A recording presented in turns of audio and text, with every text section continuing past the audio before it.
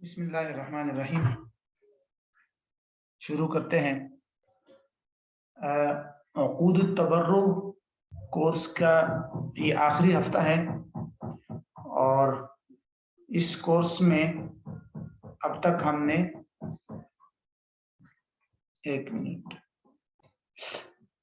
اس course میں ہم نے اب تک تقریباً 8 کلاسز پڑھی ہیں اور اس میں ہم نے دیگر موضوعات کو پڑھ لیا تھا. قرض کے کچھ عنوانات رہتے تھے، اس میں آج قرض کے حوالے سے جو عنوان ہے نمبر 6 پہ، وہ ہے قرض پر نفع. قرض پر نفع کے حوالے سے آپ نے 3 باتیں ذہن میں رکھنی ہے. قرض پر نفع کے لیے 3 الگ الگ باتیں ہیں. پہلی بات تو یہ کہ قرض پر جو نفع لیا جاتا ہے اس کی صورتیں. دوسری بات کہ قرض پر جو نفع لیا جاتا ہے اس کی اقسام اور قسمیں، ٹھیک ہے. اور تیسرا یہ ہے کہ قرض پر نفع کے لیے ہیلے، کہ کچھ لوگ قرض پر ڈائریکٹ نفع نہیں لیتے، اس کے لیے کوئی ہیلے اختیار کرتے ہیں. تو وہ کون کون سے ہیلے ہیں جو عمومی طور پر لوگ اختیار کرتے ہیں. تو یہ 3 باتیں ہیں، ان 3 باتوں کو آپ دیکھ لیجئے گا. اس کو ذرا نیچے کر کے اس کو اس شکل میں، اس نقشے میں سمجھ لیجئے اس کو. تو قرض پر نفع، اس کے تحت جیسے کہ میں نے آپ کو بتایا 3 عنوانات ہے. ایک ہے نفع کی صورتیں، دوسرا ہے نفع کی قسمیں، اور تیسرا ہے نفع کے لیے ہیلے. قرض پر نفع کی صورتیں جو عمومی طور پر فقہاء نے لکھی ہے، جس کا تذکرہ فقہی کتابوں میں ملتا ہے، وہ 3 ہے. ٹھیک ہے. پہلی صورت ہے مشروط نفع، دوسری صورت ہے معروف نفع، تیسری صورت ہے غیر مشروط و غیر معروف، کہ جو نہ مشروط ہو اور نہ معروف ہو. ٹھیک ہے. کیا مطلب ہے ان تینوں کا؟ نفع کی پہلی صورت مشروط نفع، یہ پہلی صورت ہے، اور اس صورت کا مطلب یہ ہے کہ قرض خواہ کسی کو قرض دیتے وقت باقاعدہ اس پر نفع کی شرط لگائے اور سامنے والا اس کو قبول کر لے، تو اس کو کہتے ہیں مشروط نفع، کنڈیشنل. ٹھیک ہے. میں آپ کو کہہ رہا ہوں کہ بھئی میں آپ کو 1 لاکھ روپے دے رہا ہوں اس شرط پر کہ تم مجھے واپسی کرو گے 1,05,000. تو اس پر جو نفع ہے، یہ اس نفع کی باقاعدہ شرط لگا دی گئی، اس کو کہتے ہیں مشروط نفع. دوسری قسم، اچھا یہ جو پہلی صورت ہے، قسم نہیں پہلی صورت، یہ شرعاً سود کے زمرے میں آتا ہے اور حرام ہے. ٹھیک ہے. مشروط نفع، قرض پر نفع کی باقاعدہ اگر شرط لگا دی جائے، پہلی قسم، تو یہ شرعاً سود کے زمرے میں آتا ہے اور حرام ہے. اسی کو ربا القرض کہتے ہیں. دوسری صورت معروف نفع. معروف نفع کا مطلب یہ ہوتا ہے کہ قرض خواہ نے قرض دیتے وقت نفع کی کوئی شرط نہیں لگائی، لیکن وہاں یہ بات مشہور اور معروف ہو کہ اس قسم کے قرض پر قرض خواہ کو نفع دینا پڑتا ہے، اور مقروض جو ہے وہ ضرور قرض خواہ کو نفع دے گا. تو باقاعدہ ایگریمنٹ میں زبانی طور پر باقاعدہ نفع کی شرط تو نہیں لگائی گئی، لیکن عام عرف میں یہ بات مشہور اور معروف ہے کہ اس قسم کا معاملہ جب کوئی کرتا ہے یا اس طرح کوئی جب قرض دیتا ہے تو اس پر مقروض قرض خواہ کو باقاعدہ نفع بھی ادا کرتا ہے، اور یہاں پر بھی مقروض ادا کرے گا. تو اس کو کہتے ہیں معروف نفع. مثال کے طور پر کسی بینک کا عام معمول یہی ہے کہ وہ سود پر قرض دیتا ہے، تو اب قرض لینے والا جائے اور اس سے قرض لے، آپس میں کوئی بھی شرط باقاعدہ طے نہ ہوئی زبانی طور پر، ٹھیک ہے، لیکن بینک اپنے اسی عام معمول کے مطابق اس سے قرض پر نفع بھی لے رہا ہے، عام معمول کے مطابق جس طرح دیگر لوگوں سے لے رہا ہے، تو اس کو کہتے ہیں معروف نفع. اس کی ایک اور صورت بھی دیکھ لیجیے آپ. مثال کے طور پر ہمارے ہاں یا پٹھانوں کے علاقوں میں ایک صورت رائج ہے جس کو گانا کہتے ہیں، گانا. ٹھیک ہے. رہن سے نفع حاصل کرنے کی ایک صورت ہے. کیا ہوتی ہے وہ صورت؟ مثال کے طور پر میں ہوں اور میرے پاس اپنا گھر نہیں ہے، تو میں جاتا ہوں کسی ایسے آدمی کے پاس جس کے پاس جو ہے وہ ایک ذاتی گھر ہے جو وہ لوگوں کو دیتا ہے رہائش کے لیے، تو میں نے اس کو 10 لاکھ روپے دے دیے، جس کو کہتے ہیں گانا کی رقم، یہ رقم قرض ہوتی ہے۔ میں نے مالک مکان کو 10 لاکھ روپے دے دیے بطور قرض، اور اس نے مجھے مکان دے دیا، ٹھیک ہے جی۔ اب اس مکان کو میں استعمال کرتا رہوں گا، اس میں رہائش اختیار کروں گا، ٹھیک ہے۔ بعد میں جب بھی میں مکان واپس کروں یا وہ مجھے پیسے واپس کرے تو میں مکان واپس کر دوں گا، تو مجھے میرے قرض کے پیسے واپس مل جائیں گے اور اس کو اس کا مکان واپس مل جائے گا، ٹھیک ہے۔ اب یہ بھی قرض پر نفع کی ایک صورت ہے۔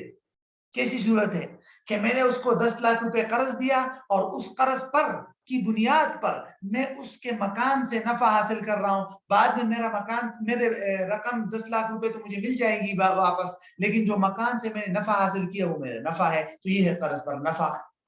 اب یہ بات معروف اور مشہور ہے ہمارے علاقے میں۔ تو اب اگر کوئی آدمی جائے، میں جاتا ہوں اور کسی کو 10 لاکھ روپے دے کر کہتا ہوں کہ میں آپ سے یہ مکان گھاڑا پر لیتا ہوں، اب اس کو میں نے پیسے دے دیے، اس نے مجھے مکان دے دی، تو یہاں نہ قرض کی بات ہے، نہ قرض پر نفع کی کوئی شرط لگائی گئی ہے، لیکن عام معروف اور عام معمول یہی ہے کہ یہ رقم قرض ہے اور اس پر یہ آدمی نفع اٹھائے گا، تو یہ معروف نفع کہلاتا ہے۔ تو اس کو کہتے ہیں معروف اور مشہور نفع۔ تو یہ بھی حرام ہے، یہ بھی سود کے زمرے میں آئے گا۔ مشروط نفع، معروف نفع دونوں کا سیم حکم ہے، ایک ہی حکم ہے، اور دونوں جو ہے یہ حرام ہے اور دونوں ناجائز ہے، سود کے زمرے میں آتا ہے۔ تیسری صورت اس کو کہتے ہیں غیر مشروط اور غیر معروف نفع۔ غیر مشروط اور غیر معروف نفع۔ غیر مشروط غیر معروف نفع کا کیا مطلب ہے کہ قرض خواہ قرض دیتے وقت نہ تو نفع کی شرط لگاتا ہے اور نہ ہی وہاں پر اس طرح کے معاملے میں قرض پر نفع دینے کا کوئی معمول ہو۔ عام علاقے میں اور عرف میں لوگ جو ہے اس طرح کے معاملے پر قرض پر نفع بھی نہیں دیتے، بس انڈیویجولی انفرادی طور پر دو آدمیوں کے درمیان قرض کا کوئی معاملہ ہوا تھا اور بعد میں مقروض نے قرض خواہ سے خوش ہو کر اپنی طرف سے اس کو کچھ اضافہ دے دیا، اس کو کہتے ہیں غیر مشروط غیر معروف نفع۔ مثال کے طور پر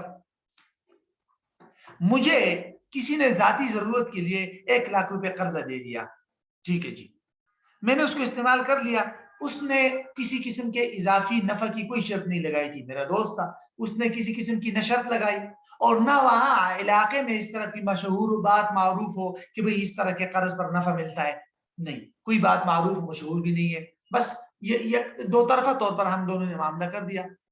اس نے مجھ سے 1 مہینے بعد قرض کا مطالبہ کیا، میں نے کہا ذرا مزید ڈھیل دے دو مجھے، اس نے کہا ٹھیک ہے بھائی 2 مہینے بعد دے دینا، کوئی بات نہیں۔ 3-4 مہینے بعد تک اس نے مجھے انتظار کیا، کچھ بھی نہیں کہا، اور 3-4 مہینے بعد خود میں گیا اور اس کو میں نے 1 لاکھ روپے دیے اور ساتھ میں نے اس کو کوئی گفٹ دے دی، کوئی گھڑی دے دی، میں نے کہا آپ نے میرے ساتھ بڑا اچھا کیا ہے، اتنی ڈیل دے دی مجھے، یہ لے لو، یہ گھڑی میری طرف سے آپ کو گفٹ ہے۔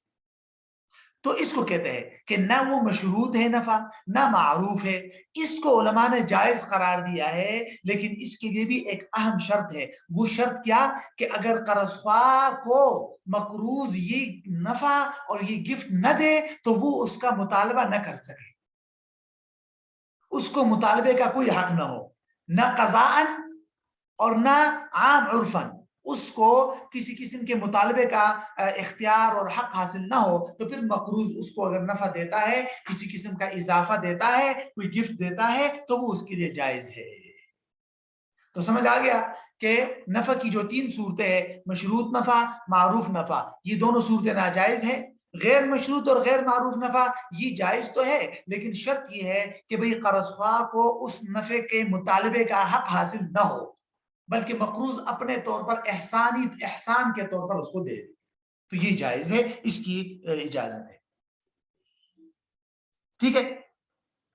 یہ تو ہوگی پہلی بات مکمل کہ نفع کی صورتیں۔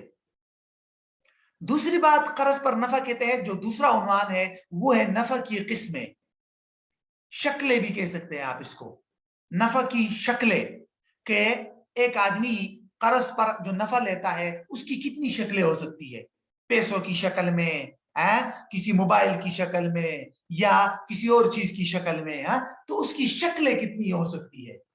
تو ذرا سمجھے، صورتیں الگ ہے اور یہ اقسام یہ الگ چیز. نفع کی اقسام یا نفع کی شکلیں بنیادی طور پر جب انسان غور کرتا ہے کہ قرض خواہ جب کسی کو قرض دیتا ہے اور اس قرض پر جو نفع وصول کرتا ہے، اس نفع کی بنیادی طور پر 6 قسمیں یا 6 شکلیں بنتی ہیں. 6 قسمیں یا 6 شکلیں بنتی ہے.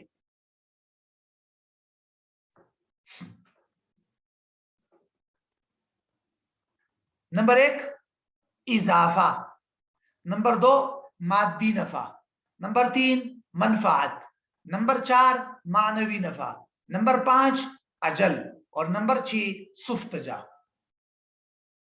سمجھے اس کو. اضافے کا کیا مطلب ہے؟ اضافے کا سمپل سا مطلب ہے کہ قرض خواہ قرض دے دے ₹1,00,000 اور وصول کرے ₹1,10,000.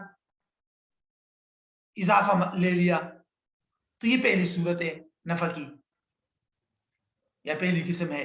ٹھیک ہے کہ جو قرض دیا تھا اسی قرض میں اضافہ لے لیا مقروض سے. یہ پہلی صورت ہے. نمبر 2 مادی نفع. مادی نفع کا مطلب یہ ہے کہ قرض خواہ نے مقروض سے قرض پر کسی قسم کا اضافہ وصول نہیں کیا. ₹1,00,000 قرض دیا تھا مقروض کو، واپس بھی اس سے 1,00,000 لے لیا، لیکن اس قرض کے علاوہ مقروض سے کسی دوسری شکل میں مادی نفع وصول کر لیا. اس سے گھڑی لے لی. ₹1,00,000 دیے تھے اور واپسی پر ₹1,00,000 اور گھڑی لے لی. یا ₹1,00,000 دیے تھے، واپسی پر ₹1,00,000 اور ساتھ میں 10 کلو گندم لے لی اس سے. تو یہ اضافہ، یہ جو نفع ہے، یہ نفع قرض میں تو اضافہ نہیں ہوا، لیکن الگ سے کسی مادی شکل میں الگ سے نفع وصول کر لیا. یہ ہے دوسری شکل. ٹھیک ہے، مادی نفع. نمبر 3 سب کا حکم میں ایک ساتھ بتاؤں گا آپ کو. ٹھیک ہے، تقریباً ان پہلے تینوں کا میں بتا دوں گا ایک ساتھ. نمبر 3 ہے منفعت. منفعت کا کیا مطلب ہوتا ہے؟ سروسز. یعنی قرض خواہ نے مقروض کو جتنا قرض دیا تھا اس میں اضافہ وصول نہیں کیا. مثلا ₹1,00,000 دیے تھے، 1,00,000 ہی وصول کر لیے. ٹھیک ہے جی. اور اس پر کسی قسم کا مادی نفع بھی وصول نہیں کیا، گندم گڑی وغیرہ کی شکل میں، بلکہ قرض پر جو نفع قرض خواہ نے لیا مقروض سے وہ منفعت اور سروسز کی شکل میں ہے. جیسے میں نے آپ کو ابھی مثال دی تھی مکان کے استعمال کی. مثال کے طور پر میں آپ کو کہتا ہوں کہ بھائی صاحب یہ ₹10,00,000 میں آپ کو قرض تو دیتا ہوں، لیکن جب تک تم مجھے میرا قرض واپس نہیں کرو گے میں آپ کا یہ مکان استعمال کرتا رہوں گا. اب یہاں پر مکان کا جو استعمال ہے یہ کیسا نفع ہے؟ اس کو کہتے ہیں منفعت. کیونکہ آپ نے مجھے مکان تو نہیں دیا، مکان کا استعمال دیا ہے، مکان کی رہائش دی ہے، مکان کی سروسز دی ہے مجھے. تو وہ جو سروسز میں استعمال کر رہا ہوں، وہ جو مکان کی رہائش میں لے رہا ہوں، وہ بھی قرض پر نفع کی ایک صورت ہے کہ آپ کو میں نے 10,00,000 دے دیے، واپس تو آپ مجھے 10,00,000 ہی دیں گے، اس پر تو کوئی اضافہ یا نفع نہیں ہے. لیکن اس پر جو نفع ہے وہ میں نے ایک الگ شکل میں آپ سے لے لیا کہ آپ کے مکان کو میں نے 2-3 مہینے استعمال کر لیا. تو یہاں پر نفع کی شکل کیا ہے؟ سروسز کی شکل میں ہے نفع. ٹھیک ہے، تو یہ ہے تیسری صورت. تو اب ان تینوں صورتوں کا ایک ہی حکم ہے، ایک ہی اصول ہے. کیا؟ کہ قرض میں اضافہ کا مطالبہ ہو، یا قرض کے ساتھ ساتھ کسی اور چیز کو لے لے، یا قرض دے دیا اور منفعت لے لیا نفع کی صورت میں. تو ان تینوں صورتوں کا حکم یہ ہے کہ اگر یہ مشروط ہو یا معروف ہو تو یہ تینوں حرام ہے. اگر غیر مشروط غیر معروف ہے تو پھر اس کی گنجائش ہے، لیکن غیر مشروط اور غیر معروف کی کیا شکل تھی وہ میں نے آپ کو بتا دی تھی.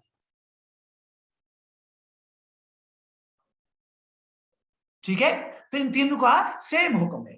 شرط لگا دی یا وہاں اس علاقے میں معروف اور مشہور یہی ہے کہ ₹10,00,000 دے کر لوگ جو مکان لیتے ہیں اس کو استعمال کرتے ہیں، تو پھر یہ حرام ہے، یہ سود میں آئے گا. یہ قرض پر منفعت والا نفع ہے.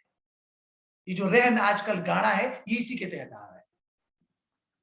اچھا جی، چوتھی صورت کی طرف آئیے.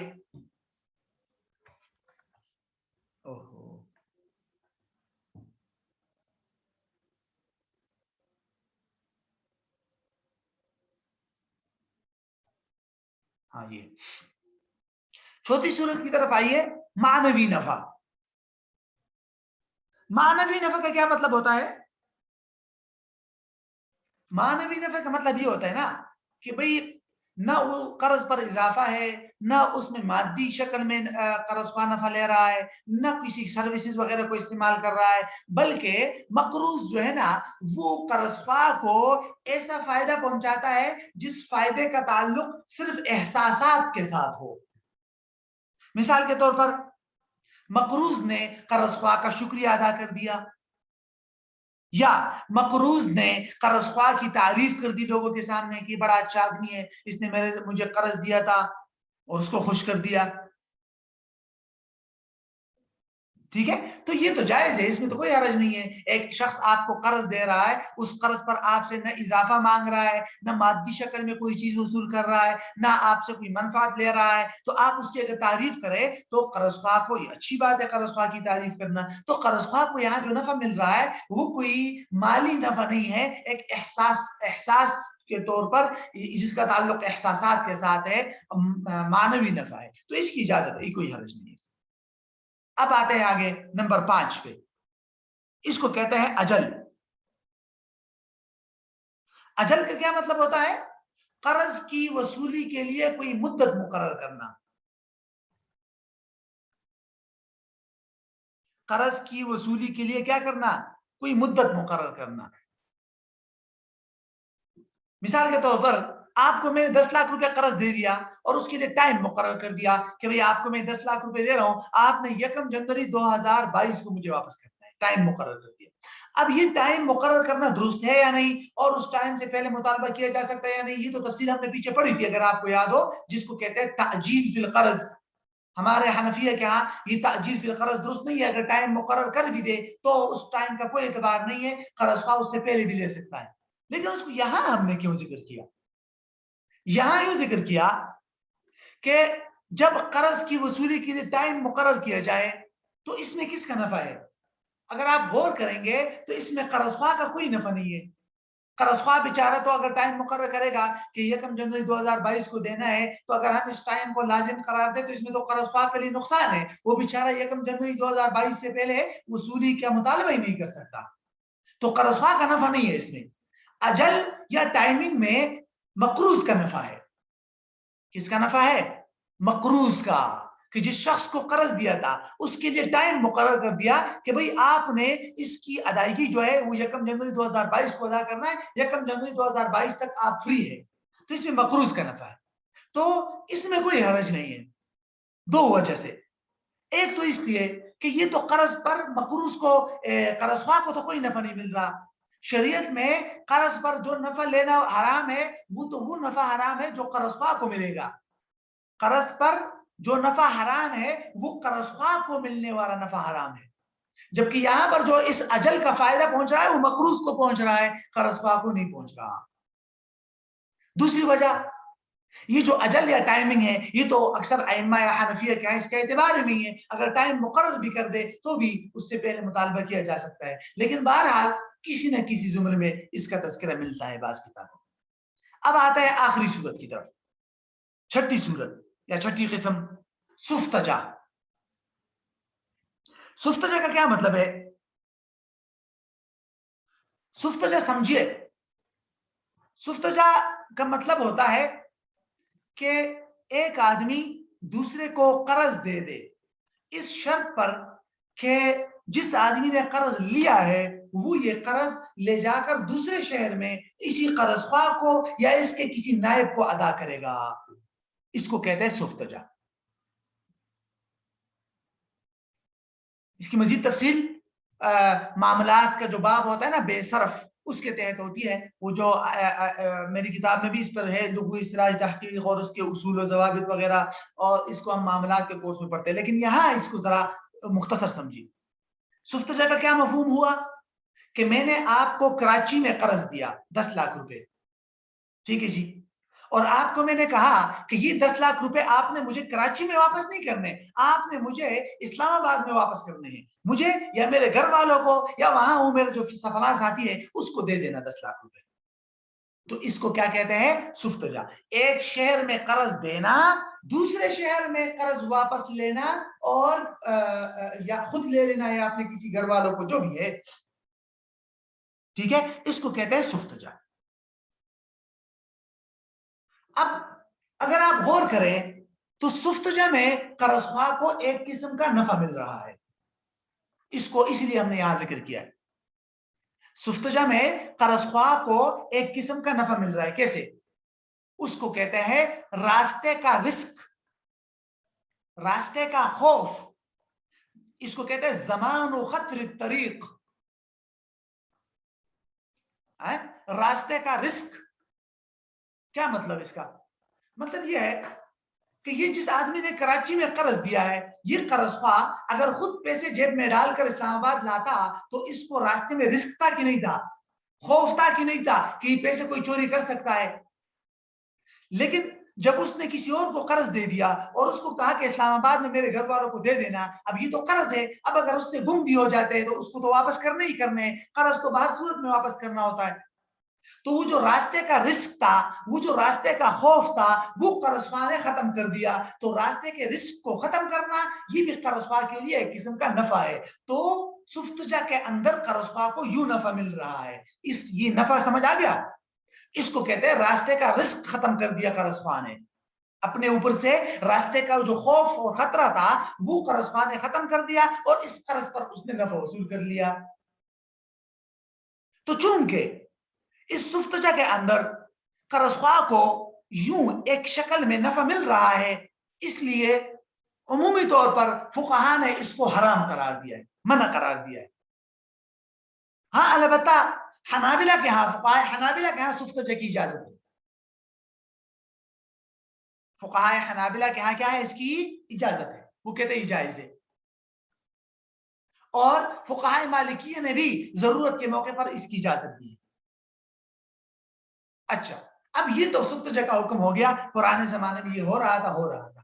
لیکن اگر آپ اس کی جدید شکلیں دیکھیں تو آج کل جو ہنڈی کا کاروبار ہے، پیسے ایک جگہ سے دوسری جگہ بھیجے جاتے ہیں، وہ بھی قرض کے حکم میں ہوتا ہے. آپ سعودیہ میں کسی کو دیتے ہیں پیسے، وہ پاکستان میں آپ کو یہاں آپ کے گھر والوں کو دیتا ہے کہ نہیں؟ ہنڈی کو چھوڑیے، ایزی پیسہ کے دکاندار کے پاس آپ جاتے ہیں کہ بھائی یہ لے لو 5,000 روپے، کراچی میں میرا دوست ہے، اس شناختی کارڈ پہ بھیجنے یا اس ایزی پیسے اکاؤنٹ میں بھیجنے، وہ لے کر بھیج دیتا ہے. تو یہ بھی تو اسی میں آتا ہے نا کہ اس نے آپ کو یہاں سے قرض لے لیا اور وہاں کراچی میں ٹرانسفر کر دیا، وہاں دے دیا، تو راستے کا جو آپ کا زمان تھا وہ ختم کر دیا. تو یہ ساری صورتیں پھر تو منع ہونی چاہیے نا. لیکن نہیں، حضرت شیخ صاحب شیخ الاسلام مفتی تقی عثمانی صاحب دامت برکاتہ نے فقہ البیوع میں اس پر کافی تحقیق کی ہے. اس کا خلاصہ یہ ہے، حضرت نے لکھا ہے کہ یہ جو آج کل کی صورتیں ہیں، ایزی پیسہ، ہنڈی، یہ سفتجے کے تحت آتے ہی نہیں ہے. کیوں؟ وجہ اس کی یہ ہے کہ پرانے زمانے میں ایک جگہ سے دوسری جگہ رقوم کی منتقلی جو ہوتی تھی، اس میں راستے کا رزق ہوتا تھا، رقوم کی منتقلی کا اور کوئی طریقہ بھی نہیں ہوتا تھا. تو وہاں اگر کوئی شخص اس طرح سفتجا کرتا تھا تو اس کا اصل مقصد یہی ہوتا تھا کہ میں راستے کے خطرے سے بچ جاؤں. لیکن آج کل لوگ راستے کے خطرے سے بچنا بنیادی مقصد نہیں ہوتا. آج کل اصل اور بنیادی مقصد ہے ارسال الرقوم، صرف اور صرف ٹرانسفرنگ، کہ جلد سے جلد پہنچ جائے. ایزی پیسہ والا نہیں بھیجتا تو بینک اکاؤنٹ میں بھیج دوں گا، میں خود ایزی پیسہ اکاؤنٹ بنا کر بھیج دوں گا میں. تو راستے کا زمان اور راستے کا رزق کا آج کل کوئی تصور ہی نہیں ہے. لوگ اتنے بڑے بڑے رقم جیب میں ڈال کر کراچی نہیں لے کے جاتے. تو وہ والی صورتحال آج کل نہیں ہے. آج کل اصل مقصد صرف اور صرف ٹرانسفرنگ ہے. ٹھیک ہے، تو اس لیے یہ جائز ہے، اس میں قرض خواہ کا کوئی نفع نہیں. ہاں، ایک اور بات آپ یہاں آپ کے ذہن میں سوال آ سکتا ہے کہ یہ جو فیس لیتے ہیں ایزی پیسہ والے، کہ آپ نے 5,000 دے دیے، آپ 5,100 روپے دیں گے اور وہ آگے 5,000 دے گا. تو یہ تو آپ نے اس کو قرض دیا 5,000 اور اس نے وہاں واپسی کر دی 5,000. آپ نے اس کو قرض دیا 5,100 اور اس نے جہاں واپسی کی ہے وہاں صرف 5,000. یہ تو قرض کے اندر کمی زیادتی ہو گئی، یہ تو سود ہے. لیکن نہیں، علماء نے لکھا ہے کہ یہ جائز ہے، اس لیے کہ یہاں دو کانٹریکٹ ہے، ایک قرض کا اور دوسرا رینٹ کا، کرایہ کا، اجارے کا. آپ نے ایک تو 5,000 روپے اس کو قرض دے دیے، ٹھیک ہے، اب قرض تو دے دیے، لیکن قرض میں وہ اس بات کا ذمہ دار تو نہیں ہوتا کہ اپنا اکاؤنٹ یوز کرے اور پھر اس رقم کو کراچی میں ٹرانسفر کرے. یہ جو سارے کام وہ کر رہا ہے اس کی فیس بھی تو وہ لے گا. تو دوسرا کانٹیکٹ ہے یہاں پر اجارے کا کہ آپ نے اس کو مزدور بنا دیا کہ بھئی میں آپ کو قرض دے رہا ہوں 5,000, چلے ٹھیک ہے یہ رکھ لے, لیکن ساتھ میں آپ نے اس کو کہا کہ میں آپ کو کرایہ پر لے رہا ہوں, آپ اس رقم کو میرے لیے کراچی ٹرانسفر کریں اور یہ جو کام آپ کریں گے, یہ جو میرے لیے آپ 5-10 منٹ خرچ کریں گے, اپنا اکاؤنٹ یوز کریں گے, موبائل ہاتھ میں لیں گے, اپنا وقت دیں گے, اس کے بدلے میں آپ کو 100 روپے فیس دوں گا. تو یہ جائز ہے, یہ اس کی فیس ہو گئی. آپ کسی کو مزدور رکھتے ہیں, پورا دن آپ کے لیے کام کرتا ہے, تو یہ 2-3 منٹ کے لیے بھی وہ اگر کام کرتا ہے اس کی فیس آپ دے سکتے ہیں. تو قرض اور اجارہ یہ دو کانٹریکٹ, ٹھیک ہے. اس کی مزید تحقیق اور تفصیل پھر اس کے لیے مالی معاملات کتاب کا انتظار کریں. بہرحال یہ ہو گئی چیز صورتیں. اب آتے ہیں ہم آخری بات کی طرف, نفع کے لیے ہیلے. آج کل اب قرض پر نفع تو حرام ہے, ٹھیک ہے, عمومی طور پر مشروط نفع, معروف نفع جو عمومی طور پر لوگ سود کی شکل میں لیتے ہیں, ٹھیک ہے, وہ تو حرام ہے. تو اس کو حرام جب قرار دیا تو لوگوں نے اس قرض پر نفع کو حاصل کرنے کے لیے عجیب عجیب ہیلے اختیار کرنا شروع کر دیے. اس طرح یہ جو آپ کے سامنے میں نے نقشہ بنایا ہے, ایسا آپ کو کہیں کسی بھی کتاب میں نہیں ملے گا. یہ ہیلے کہاں کہاں, تو یہ ہیلے تلاش کر کر کے یہاں جمع کیے گئے. ایک بیع الوفا, بیع عینہ, قرض میں بے کی شرط, خیار شرط, رہن سے نفع, یہ ہیلے ہے. پہلا ہیلا اس کو کہتے ہیں بیع الوفا. اس کو کیا کہتے ہیں؟ بیع الوفا. بیع الوفا کا کیا مطلب ہے؟ بیع الوفا کا مطلب یہ ہے کہ میں آپ کو اپنا موبائل فروخت کرتے ہوئے یہ شرط لگا دیتا ہوں کہ بھائی صاحب میں آپ کو اپنا یہ موبائل 50,000 روپے میں فروخت کر رہا ہوں, لیکن شرط یہ ہے کہ کل پرسوں یا جب بھی وہ 50,000 روپے میں آپ کو واپس لا کر دے دوں تو آپ پر لازم ہوگا کہ آپ مجھے میرا موبائل واپس لا کر دیں گے. تو اس کو کیا کہتے ہیں؟ بیع الوفا. دوبارہ بتاتا ہوں میں کہ میں نے آپ کو اپنا موبائل تو بیچا, لیکن ساتھ میں یہ شرط لگا دی کہ اگر آپ پر میں نے یہ موبائل جو 50,000 میں بیچا ہے, اگر آپ کے 50,000 روپے میں 1 مہینہ یا 1.5 مہینے بعد دوبارہ واپس لے کر آپ کو میں نے وہ پیسے دے دیے تو آپ پر لازم ہوگا کہ آپ مجھے میرا موبائل واپس کر دیں گے. آپ نے بھی قبول کر لیا, اس کو کہتے ہیں بیع الوفا. اب اس بیع الوفا کی حقیقت کیا ہے؟ اس بارے میں فقہا کے بہت سارے اقوال ہیں, 7 یا 8 اقوال ہیں, اور اس پر حضرت شیخ مفتی رفیع عثمانی صاحب دامن برکاتہم نے پورا ایک تحقیقی مقالہ لکھا ہے بیع الوفا پر. اس میں یہ پوری تفصیل آپ کو مل جائے گی. لیکن اس میں حضرت شیخ تقی صاحب نے لکھا ہے کہ اس کا راجح قول یہ ہے اس میں کہ اگر باقاعدہ ایجاب و قبول کے اندر یہ شرط لگا دی کہ بھئی یہ موبائل میں آپ کو فروخت کرتا ہوں اس شرط پر کہ میں جب آپ کو پیسے واپس لا کر دوں گا تم مجھے موبائل واپس لا کر دو گے, آپ نے کہا ٹھیک ہے بھئی قبول تو قبول کر لیا, تو ایسی صورت میں حضرت نے لکھا ہے کہ یہ سرے سے بے ہے ہی نہیں, یہ رہن ہے, رہن. گویا کہ میں نے آپ سے 50,000 روپے قرض لے لیے اور اس قرض کے بدلے میں نے آپ کے پاس اپنا موبائل رہن رکھ دیا, تو اس پر رہن کا حکم لاگو ہوگا اور آپ کے لیے وہ موبائل استعمال کرنا جائز نہیں ہوگا, کیونکہ رہن کو استعمال کرنا جائز نہیں ہوتا. اگر آپ استعمال کریں گے تو یہ قرض پر نفع ہوگا. آپ نے قرض پر نفع کے لیے ہیلا گڑ دیا کہ یہ موبائل آپ ایسے استعمال نہیں کر سکتے تھے, تو یہ ہیلا آپ نے گڑ دیا کہ گویا کہ آپ نے قرض دے دیا, بعد میں آپ کو قرض واپس کرے گا, اس وقت تک آپ موبائل یوز کرتے رہو. ٹھیک. اگر باقاعدہ صلح عقد میں ایجاب و قبول میں کوئی شرط نہیں لگائی, میں نے آپ کو اپنا موبائل 50,000 میں بیچ دیا, آپ نے 50,000 روپے دے دیے, میں نے آپ کو موبائل دے دیا, بس صرف سمپل بے ہو گئی. لیکن کچھ دیر کے بعد پھر میں نے آپ کو کہا کہ بھئی یہ مجھے ضرورت میں نے موبائل بیچا ہے, تو اگر آپ کو میں یہ پیسے 1-2 مہینے واپس کر دوں تو میرا موبائل مجھے واپس کر دینا. آپ نے کہا ٹھیک ہے بھئی میں وعدہ کرتا ہوں میں واپس کر دوں گا. یعنی ایجاب و قبول کے بعد. تو اس طرح حضرت نے پھر لکھا ہے کہ بھئی ایسی صورت میں یہ درست ہے اور یہ وعدہ جو کیا ہے اس نے یہ لازم ہو جائے گا اور یہ بے ٹھیک ہے, یہ قرض نہیں ہوگی, یہ بے ہوگی. بعد میں جب وہ پیسے واپس کر دے گا تو اس پر لازم ہوگا کہ اپنے وعدے پر عمل کرے اور وعدے کے مطابق موبائل واپس کرے, تو یہ قرض پر نفع نہیں ہوگا کیونکہ بے کے اندر کوئی شرط نہیں رکھی. تو بہرحال یہ 2 بنیادی صورتیں بنتی ہے بیع الوفا کی. بیع عینہ, بیع عینہ بھی آج کل قرض پر نفع کی ایک صورت ہے جس کو انگلش میں بائی بیک کہتے ہیں. کیا مطلب؟ اس کو فقہی کتابوں میں شراء ما باع باقل مما باع بھی کہتے ہیں. کیا مطلب ہے اس کا؟ بیعینہ کا مطلب یہ ہے کہ میں آپ کو اپنا موبائل یا اپنی کوئی چیز ادھار فروخت کرتا ہوں مہنگا، مثال کے طور پر 50,000 میں. ٹھیک ہے، میں نے آپ کو اپنا موبائل بیچا 50,000 میں، اور آپ کو میں نے کہا یہ 50,000 روپے آپ نے کب دینے ہیں؟ 1 جنوری 2023 کو، 1.5 سال بعد. ٹھیک ہے جی، آپ نے خرید لیا موبائل مجھ سے. ٹھیک ہے، موبائل آپ نے لے لیا اور آپ پر میرے لیے کتنے پیسے لازم ہو گئے؟ 50,000. ٹھیک ہے جی، پھر ابھی آپ نے مجھے پیسے تو نہیں دیے نا، آپ وہ 1 جنوری 2023 کو دیں گے. میں نے آپ سے اپنا وہی موبائل سستا واپس خرید لیا، نقد 40,000 میں. میں نے آپ کو کہا کہ یہ جو موبائل میں نے آپ کو 50,000 ادھار میں بیچا ہے، پہلا والا کانٹریکٹ ادھار تھا نا، یہی موبائل مجھے 40,000 میں نقد پر دے دو. آپ نے کہا ٹھیک ہے. آپ سے میں نے وہی موبائل نقد 40,000 میں لے لیا. موبائل واپس میرے پاس آیا، 40,000 روپے اس موبائل کے میں نے آپ کو نقد دے دیے. آپ 40,000 روپے اٹھا کے لے گئے. ٹھیک ہے نا؟ اور وہ جو پہلا والا کانٹریکٹ ہمارا درمیان ہوا تھا، اس کے مطابق آپ 1 جنوری 2023 کو مجھے 50,000 روپے دیں گے، وہ تو آپ پر لازم ہے. تو 2 کانٹریکٹ ہو گئے. پہلا کانٹریکٹ ادھار تھا، مہنگا. دوسرا کانٹریکٹ یا معاملہ نقد تھا، ٹھیک ہے، سستا. تو اب جب آپ دونوں کو ملا کر غور کریں گے تو آپ کہیں گے وہ یہ تو عجیب بات ہو گئی. یہ تو ایسا ہو گیا کہ جو میرا موبائل تھا وہ تو میرے پاس رہ گیا، اور میں نے آپ کو دے دیے 40,000. 1 جنوری 2023 کو آپ مجھے دیں گے 50,000، تو 40,000 دے دیے، 50,000 لے رہا ہے. تو قرض پر نفع نہیں ہے، یہ تو قرض دے کر نفع لے رہا ہے. بیچ میں موبائل کو ویسے ہی ڈال دیا، اس کے ہاتھ میں دے دیا، پھر لے لیا، پہلے بے ادھار کر دی، دوسری بے نقد کر دے. سمجھ آ گیا؟ تو اس کو کہتے ہیں بیعینہ.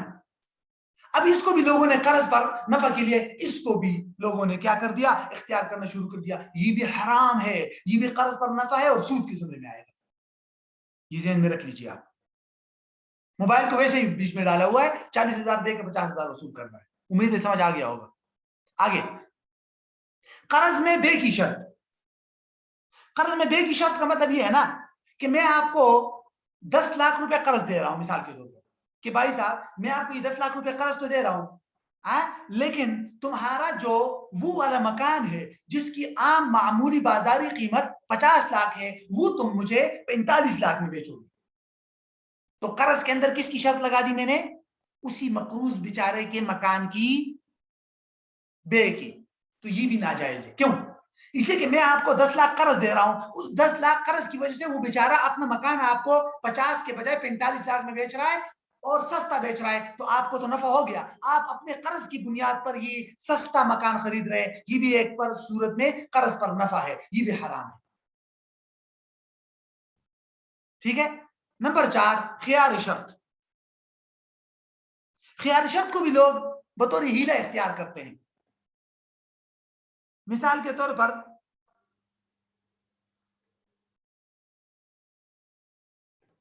میں نے آپ سے ایک سمجھ لیجئے کہ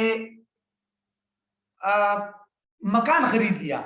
ٹھیک ہے، آپ کا مکان میں نے کیا کر دیا؟ خرید لیا، اور آپ کو میں نے 10 لاکھ روپے دے دیے. لیکن اس میں میں نے خیار شرط لگا دی کہ بھائی مجھے مثال کے طور پر 3 مہینے کا اختیار دے دو.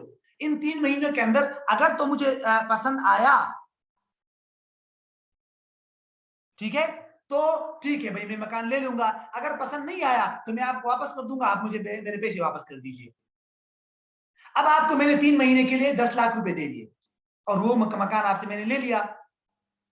اس مکان کو میں استعمال کر رہا ہوں اپنے فائدے کے لیے 3 مہینے تک، اور پھر ان 3 مہینوں کے بعد میں آپ کو کہتا ہوں کہ مجھے وہ مکان پسند نہیں آیا، میرے پیسے واپس کر دو، اپنا مکان لے لو. اب آپ دیکھیں گے تو اس میں کیا ہوتا ہے؟ بنیادی مقصد کہ خیار شرط کی جو وہ 3 مہینے کی مدت تھی، اس مدت میں میں نے آپ کو جو پیسے دیے تھے وہ گویا کہ قرض تھے، اور اس قرض کے بدلے میں آپ کا مکان استعمال کر رہا تھا ابھی تک. تو یہ بھی قرض پر نفع کی ایک صورت ہے. ٹھیک ہے، تو یہ بھی جائز نہیں ہے کہ خیار شرط کو نفع کے لیے اس طرح ہیلہ بنا دیا گیا. آخری صورت ہے رہن سے نفع. یہ تو وہی صورت ہے جو میں نے آپ کو سب سے شروع میں بتائی تھی کہ مثال کے طور پر آپ کو میں 10 لاکھ روپے دے دیتا ہوں قرض اور آپ کو کہتا ہوں کہ تم اپنا وہ والا مکان میرے پاس بطور رہن رکھ دو کہ اگر تم نے یہ قرض کے پیسے واپس نہیں کیے تو میں تمہارا مکان بیچ کر اس سے اپنا نفع اپنا پیسہ وصول کر دوں گا. تو رہن ہے نا. تو رہن کا کیا حکم ہوتا ہے کہ رہن سے نفع حاصل کرنا جائز نہیں ہوتا. رہن کو تو آپ اپنے پاس رکھیں گے امانت, اس کو استعمال کرنا جائز نہیں ہے, لیکن آج کل لوگ استعمال کر رہے ہیں. اس مکان کو مثال کے طور پر میں نے آپ کو 10 لاکھ روپے قرض دے دیا اور آپ نے جو مکان میرے پاس رہن رکھا تھا اس رہن سے میں نفع اٹھاتا رہتا ہوں, تو یہ تو حرام ہے. رہن مرہونہ چیز سے نفع اٹھانا یہ بھی قرض پر نفع کی ایک صورت ہے اور یہ بھی حرام ہے. ٹھیک ہے, تو یہ ہوگی بنیادی طور پر یہ صورتیں. اور آگے انشاءاللہ پھر یہ ایک تو رہتا ہے قرض کے عمومی ضوابط, 7واں پوائنٹ چند ضابطے ہیں, اور 8واں پوائنٹ انشاءاللہ قرض کی جدید صورتیں. تو اس کو انشاءاللہ اگلی کلاسز میں پھر دیکھتے ہیں.